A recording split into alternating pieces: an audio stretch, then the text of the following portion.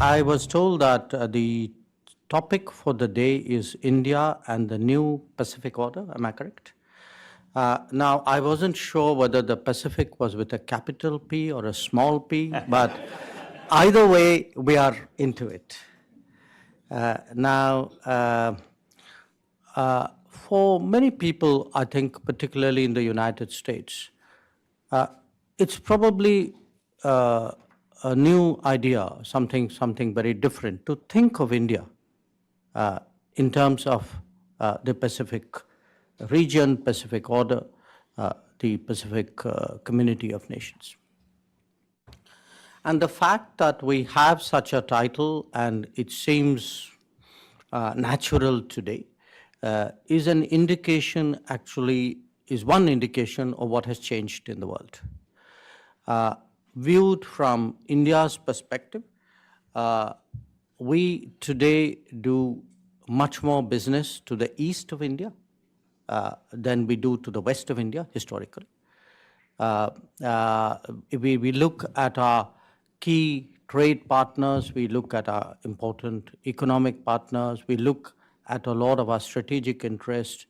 A lot of it is today extending eastwards into the Pacific and beyond. Now, what this has given rise to in the last few years is a concept of Indo-Pacific.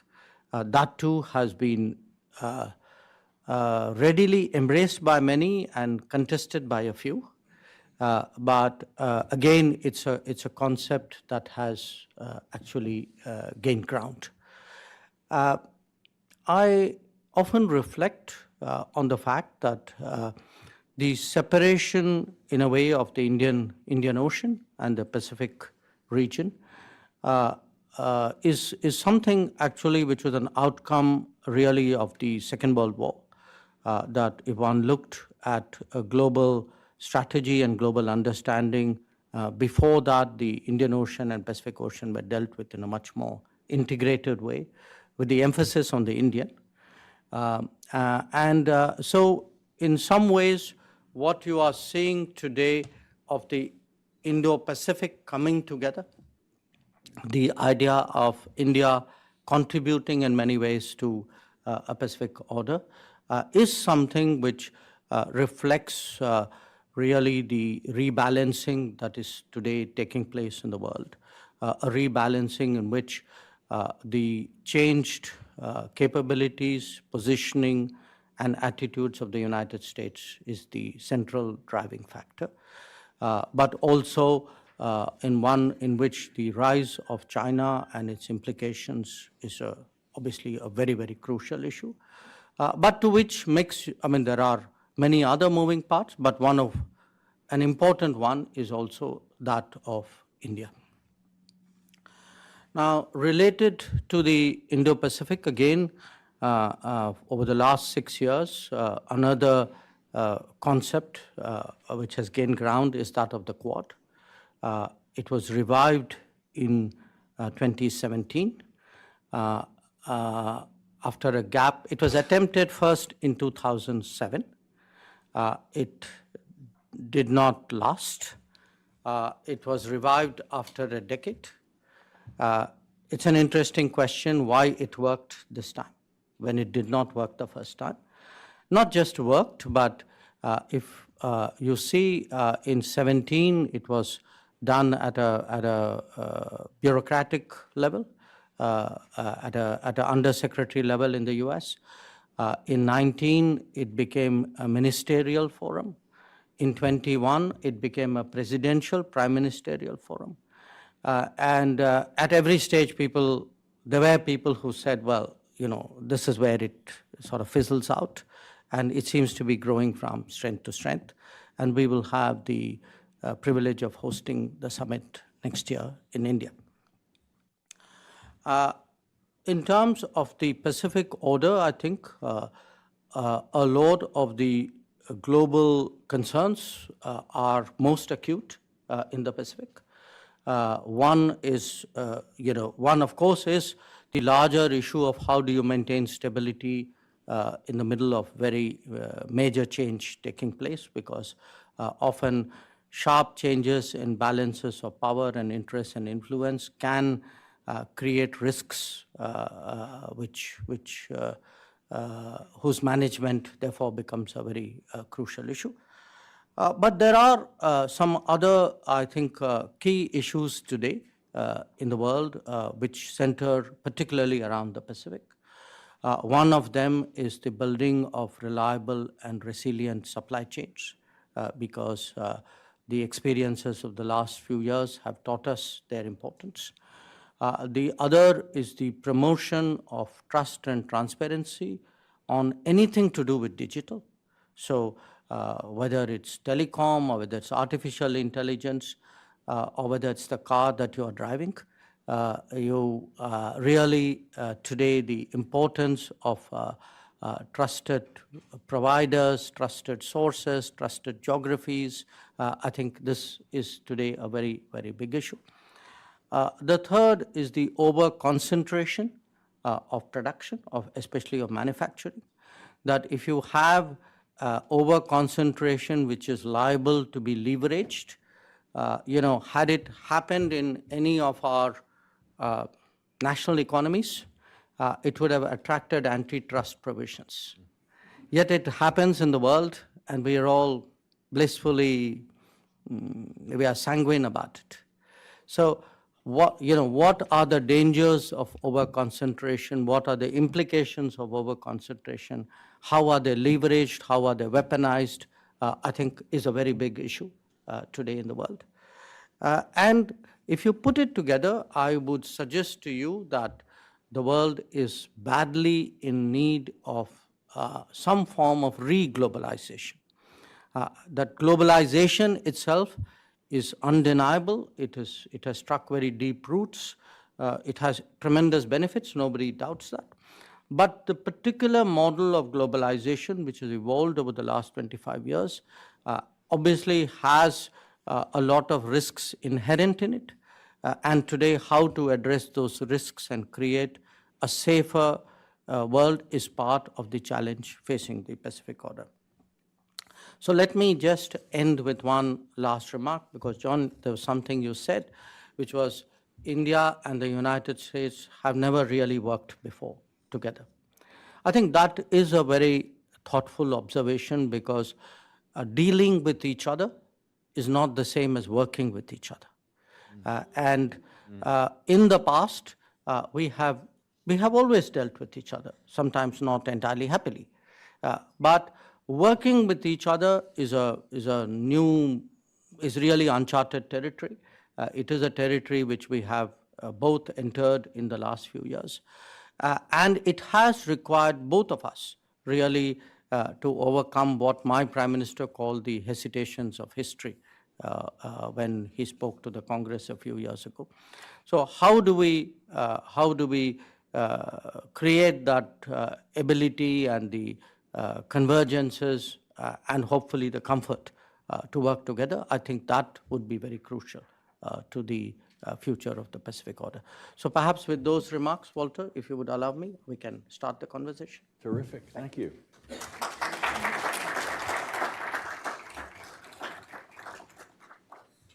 Thanks for those remarks, and thank you so much for being here. You really do Hudson great honor.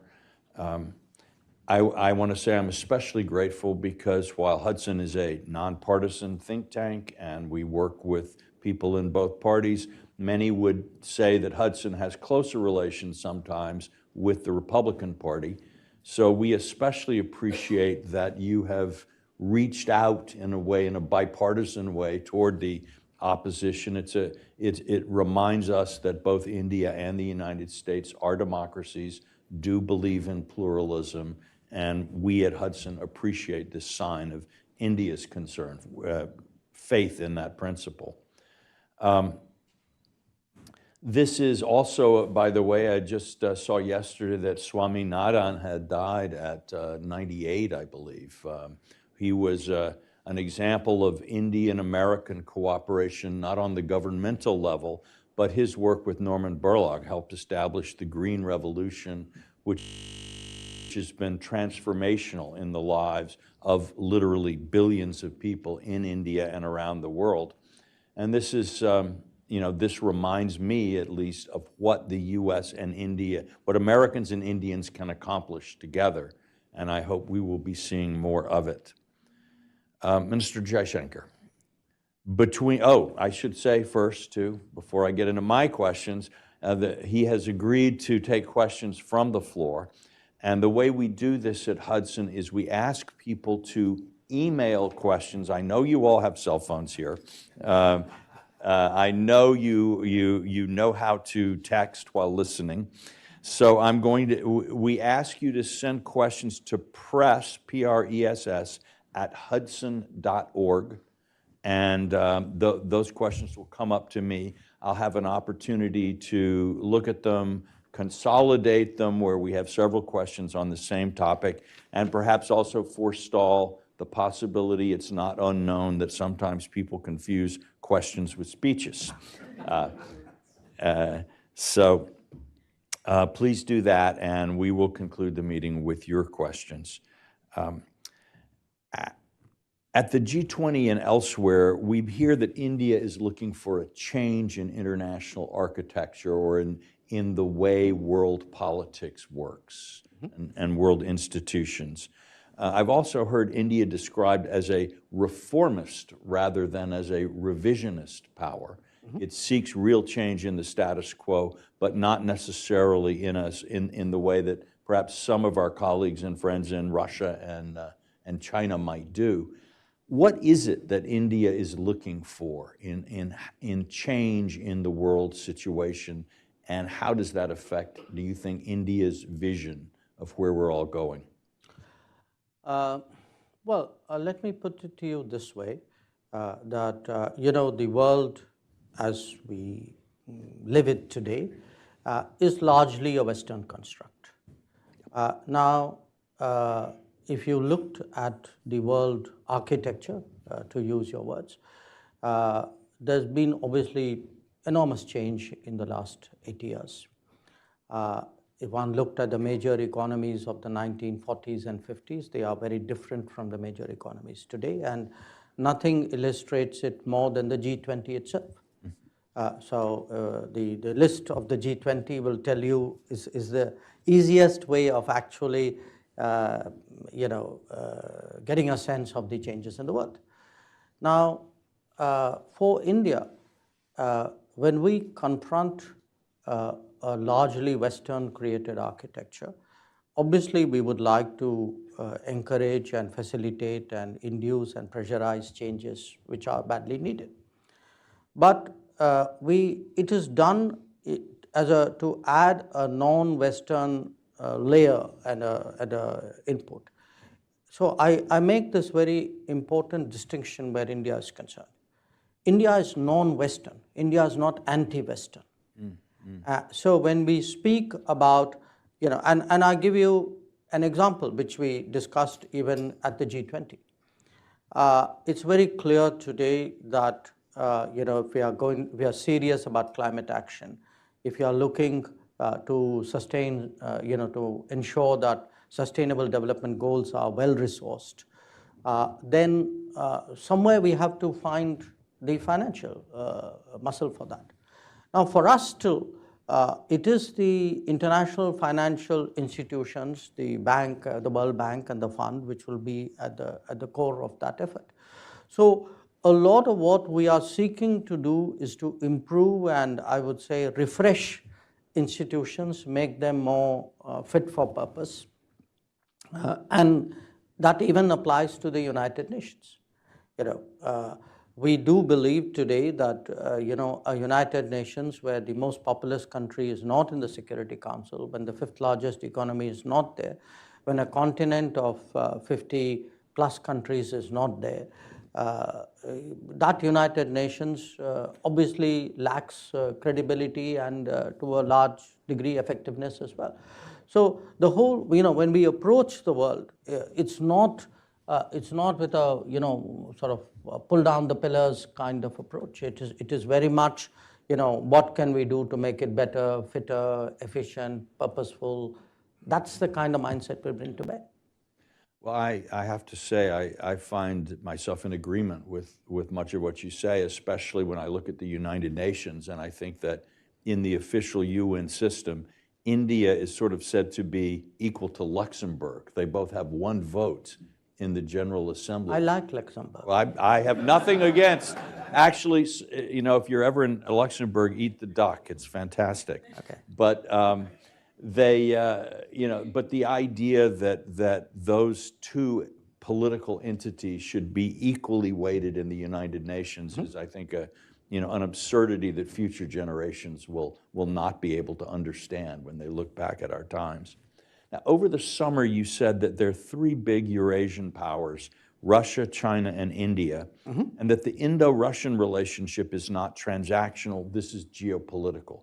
How do you see India-Russia relations, especially at a time where Russia and China appear to be working much more closely together than before? You know, this approach is not something new. In fact, since independence in India, this has been the basic thinking about our geopolitical predicament, which is if there are three major polities occupying the landmass, the central landmass of the world, then how do you ensure that there is a balance, and how do you ensure you are not facing an adverse balance? Now, we had a phase, I would say late 40s, which were particularly testing for us. You know, this was when you know, this is still Stalin's Soviet Union at that time, and I think the Indian diplomacy very sensibly set to work on the basic international relations principle of your neighbor's neighbor.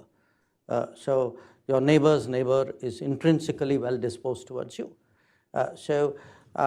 Since the 50s, actually, there's been a very you know, systematic mutual cultivation. Now, it's not just us thinking about Soviet Union, now Russia. It's also the Russians thinking about India with the same principle and the same logic in mind.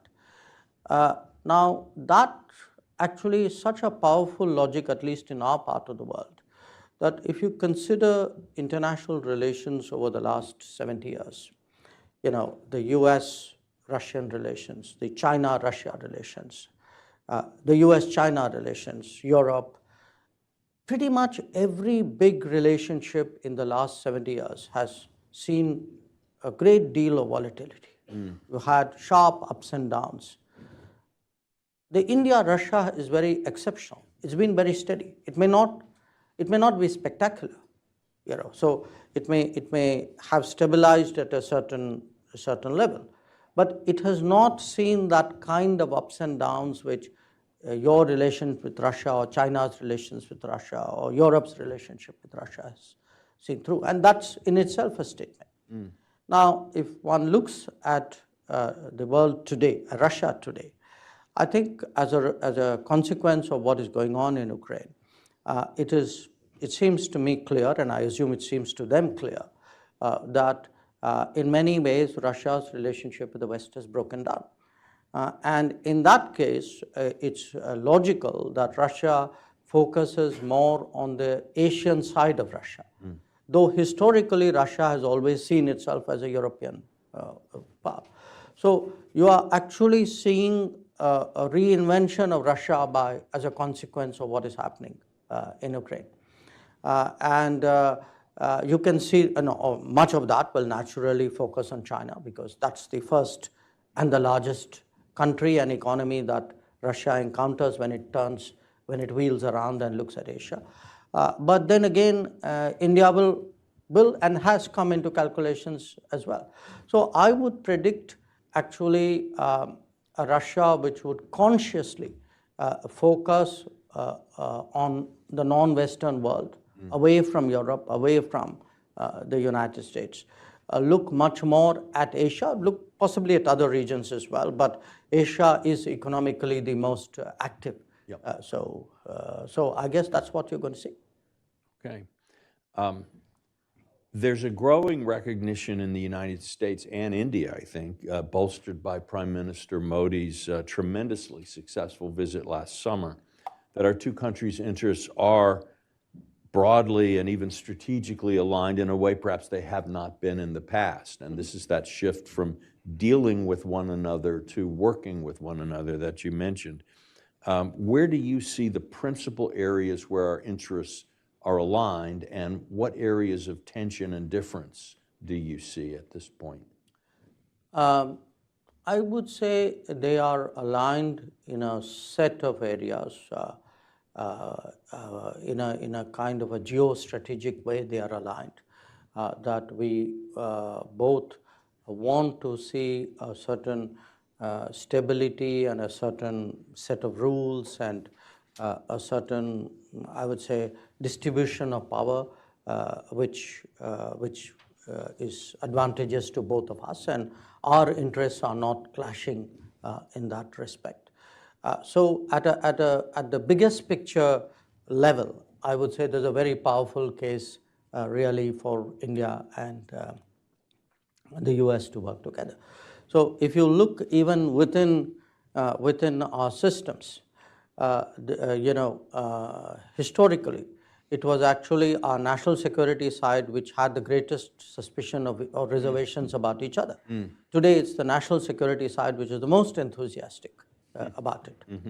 The second is actually the economic side, but an economic side which is very heavily tech focused. Yes. Because if one looks at the direction of the global economy, in fact, we look at our own lives, the tech component of what we use and do and live amidst is increasing. And this what you can call it the knowledge economy, the information embedded economy, I think has created again a very powerful new convergence between us. Because at a global level, the United States will need partners, India will need opportunities and possibilities. So to me, if we are today talking about ISET, if you look at American priorities like the IRA and the CHIPS Act, I think these are all factors which will create a stronger sort of bonding. So if you can get I think if the politics works and the economics get stronger, then obviously there's a very, very strong convergence. Now you ask me where could there be or where are the problems? We are both, we are democratic societies, we are incredibly diverse, but we are diverse in very different ways. Yes. And we are very internally argumentative and externally, argumentative would be a mild word. So what happens is, I think we will have, there will be occasions where there will be that rub or that friction. And it will happen also because in a globalized world, our arguments are no longer contained in a national sphere. People who have a viewpoint in India will reach out to people who have a similar viewpoint in the US and vice versa. Today, political arguments are very, very global.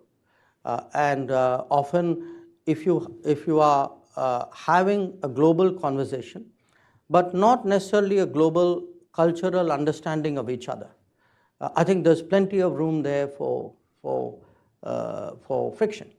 Often, I read judgments or I hear people say things in the US and sometimes in India too, where we are looking at the other society completely from our own template, from our own experience. And I think that would be an issue. Well, I certainly would agree that both, from my experience, both Americans and Indians lead the world in moral lectures. We're both of our societies are We've quite been doing good. it longer though. Yes, no, you have a deeper experience. I won't deny. But kind of along these lines, I know that when Prime Minister Modi was here, a number of American representatives boycotted his address to Congress. Some did. I don't know if I'd use the word a number. Well, a number can be a small number. okay. It doesn't have to be a big one. Okay. And I know I wrote a column about India in the Wall Street Journal, and I got there was a letter to the editor from Cardinal Dolan, who was a very well-respected, a man I personally respect tremendously, to the Journal, expressing his concern that I hadn't said enough in my column about problems of religious minorities in India. So how would you sort of try to shape the conversation, or how would you respond to some of these concerns that people have here? It would be a mix because, I think different people, if I don't know Cardinal Dolan, I'm a little more familiar with American politicians, including members of Congress. So I'm not, I know many of them have strong views, often electorally driven, sometimes culturally driven, all of that. So I'm a little hesitant to address specific examples. But as a broad proposition. Yes. Look, as a broad proposition, all I can say where India is concerned is the underlying culture of India is deeply pluralistic. In fact, I cannot think of any society in the world, and I've lived in many of them, whether I look at Europe or look at North America, and US is very pluralistic. China, I've lived in Russia. The diversity and the layers that you get in India, and you can slice it in different ways. It could be ethnicity, it could be faith, it could be language, it could be traditions. It's actually unique. It's truly in multiple accesses the most diverse space in the world. Now, it is something, now when you have that kind of diversity, that diversity will always have its own conversations and discussions. It will be, there will be attempts to get a certain balance right, there will be corrections, there will be recorrections. It's in the nature of diversity. The only way you won't have those dialogues is when you don't have diversity, or when you have imposed something so strong that everything is okay in that place because everybody has either been forced to agree or conditioned to agree with each other. So we actually are a much more looser society where there's almost a natural inclination to disagree, and that is our national character. Now, when you have people who have not come through that experience, who for them, are listening, it's like you're listening to the next room, you really don't know the people in the next room, you're picking snatches of conversation, and then you are making a judgment or an opinion based on that particular soundbite that you picked up. So today, since you brought up the issue of minorities in India, look, what is the test really of fair and good governance, or of the balance of a society? It would be whether in terms of the amenities, the benefits, the access, the rights, do you discriminate or not? And in every society in the world, at some point, there's been some discrimination on some basis. So if you look at India today, it's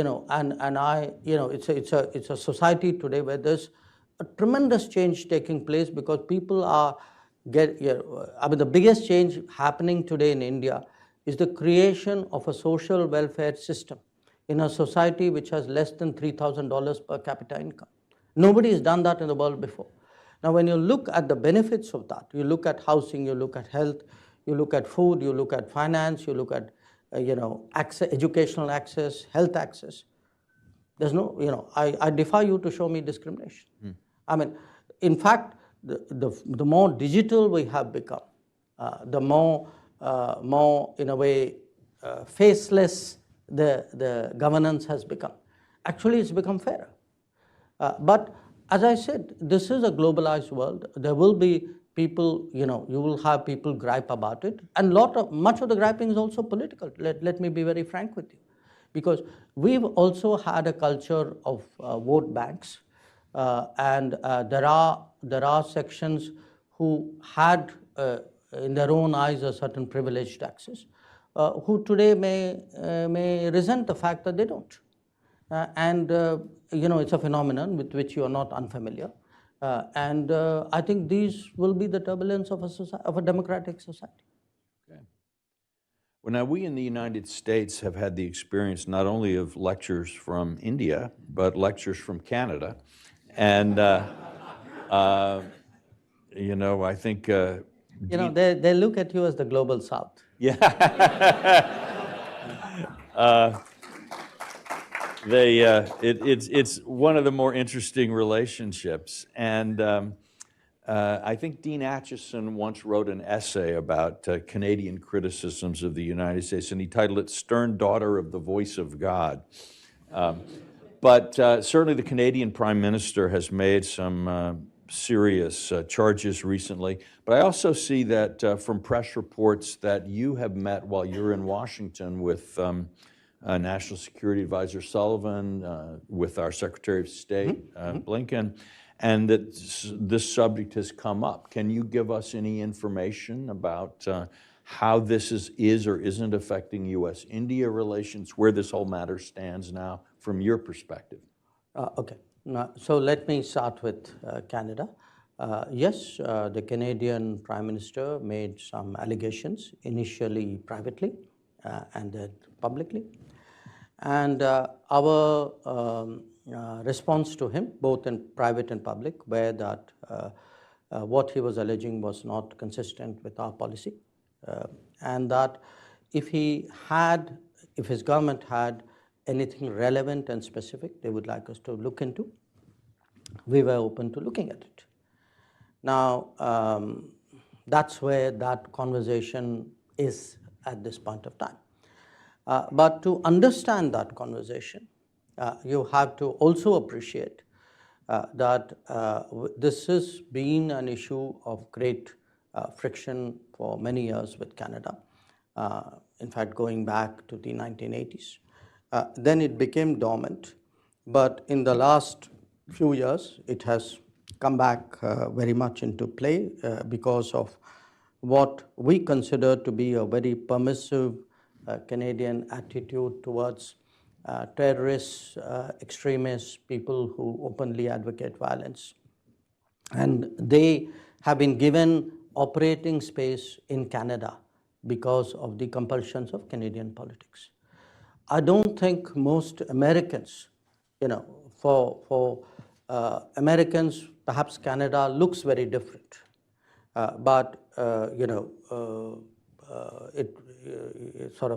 It depends, from where the interest, where the shoe pinches. For us, it has certainly been a country where organized crime from India, mixed with trafficking in people, mixed with secessionism, violence, terrorism. It's a very toxic combination of issues and people who have found operating space there. So a lot of our tensions with Canada, which well preceded what Mr. Trudeau said, actually come out of that. And today I'm actually in a situation where my diplomats are unsafe going to the embassy or to the consulates. In Canada? In Canada. They are publicly intimidated. And that has actually compelled me to temporarily suspend even visa operations in Canada. So as I said, often countries look very different depending on how you see them and what your interests are. But I have this problem in Canada. And so your question, did I speak about it with Jake Sullivan and Tony Blinken? Yes, I did. And? No.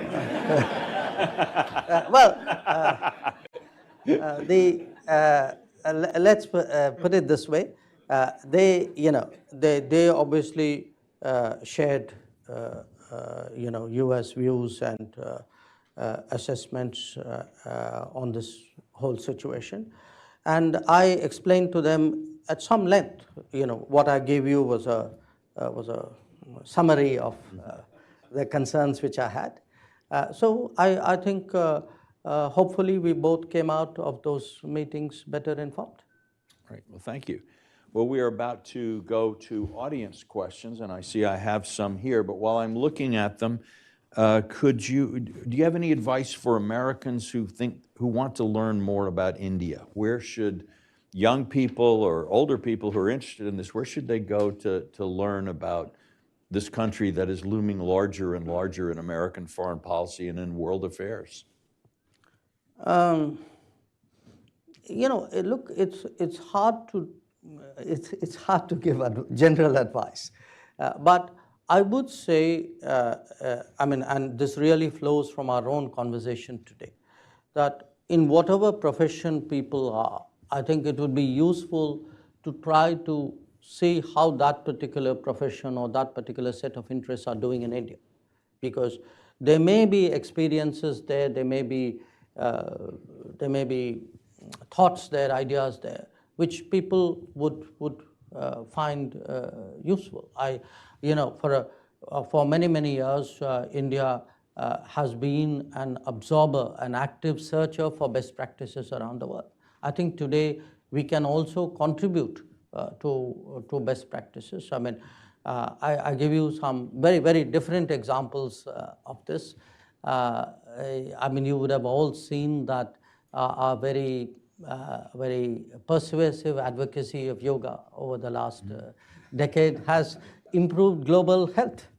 So if anybody wants to get up in the morning and wants to have a better day, my suggestion is please, look at your phone and find the most conducive yoga practice. But on the other hand, if you are someone in the digital world and you see really how creatively today, digital mediums and practices are being embraced. And I give you an example. If you are going shopping in India today, you can leave your wallet behind. You can't leave your phone behind, because most likely the person you're buying something from will not accept cash, will want you to pull out your phone, look at the QR code and make a cashless payment. Now, we are clocking, last year we clocked 90 billion cashless financial payments. Just for a reference, the US was about 3, and China was 17.6. This year we probably would exceed. I saw the June figures, it was 9 billion transactions in June alone. So I'm giving you that as an example. Street vendors today will have a QR code on their cart and say, just make your payment there. So it could be digital, it could be wellness, it could be food habits, it could even be, this whole discussion today we have about pluralism, identity, culture, tradition.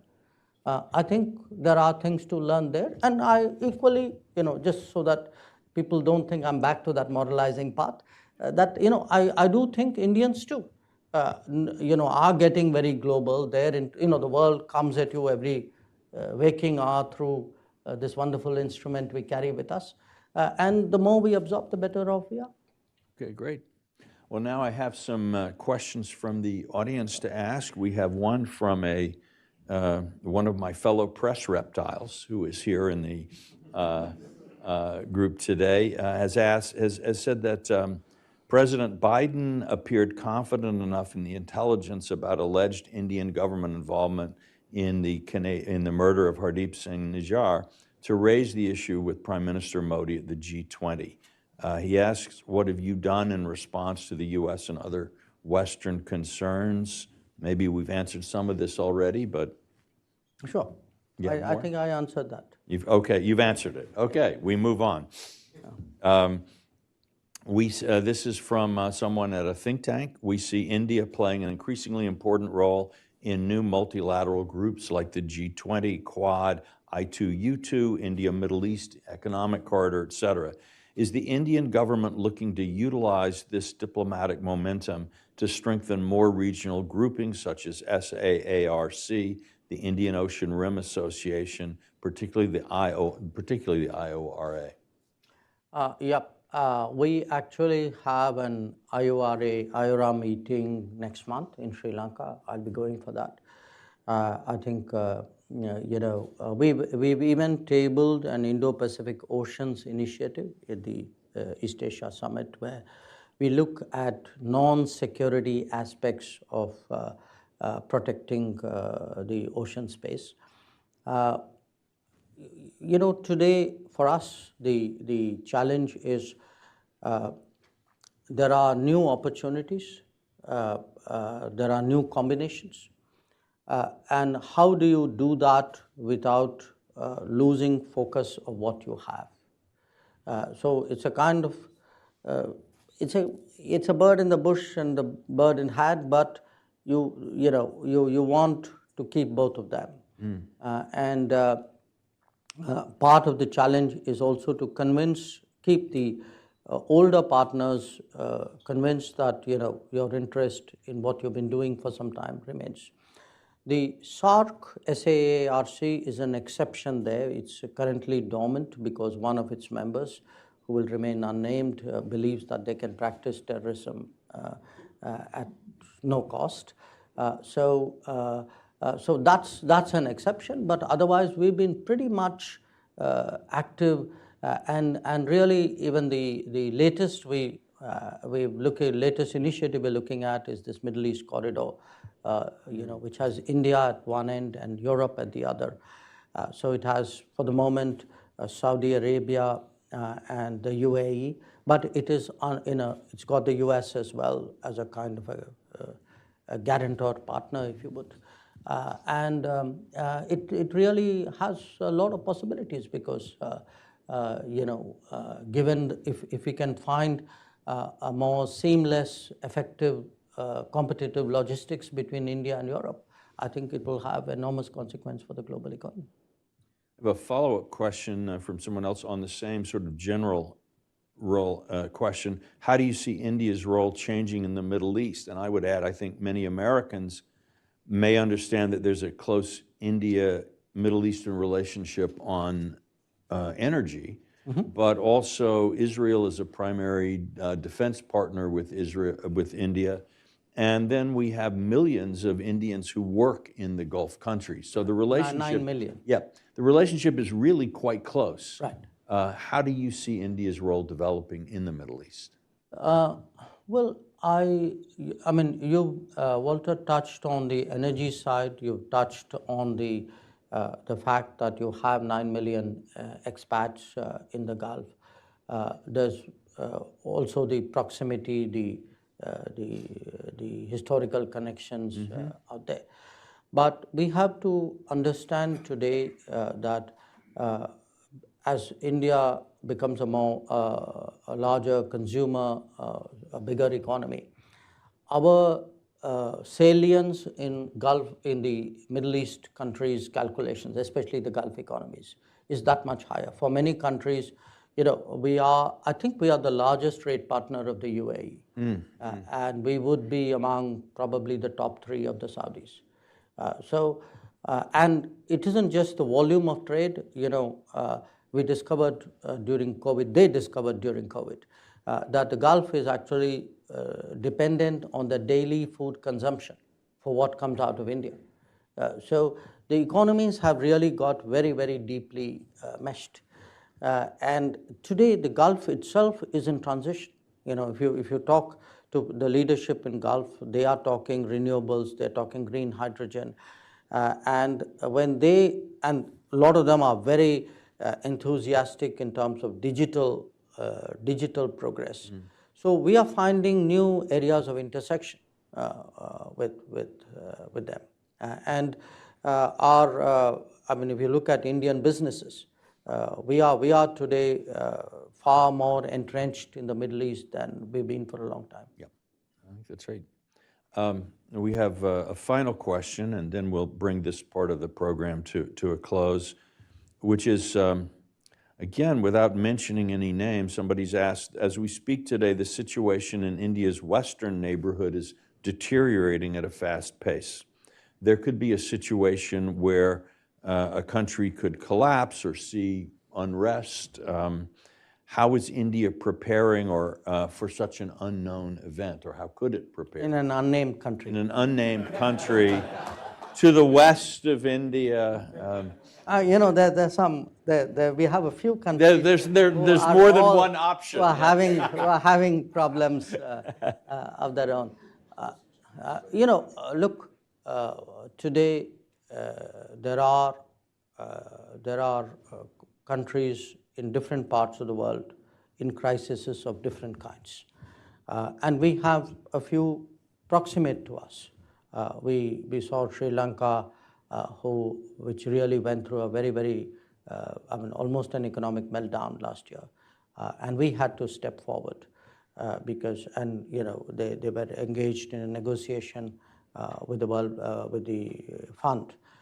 And their needs were so immediate and so serious that we actually did the largest bilateral lending that we've ever done, which was we gave them almost a package of $4 billion as a way of stabilizing their economy. The unnamed country to our west, which we are talking about, they have a much, you know, their problems are much more long-term. They're much more deeper historically in terms of you know, what happens when distortions have been introduced into the natural progress of an economy.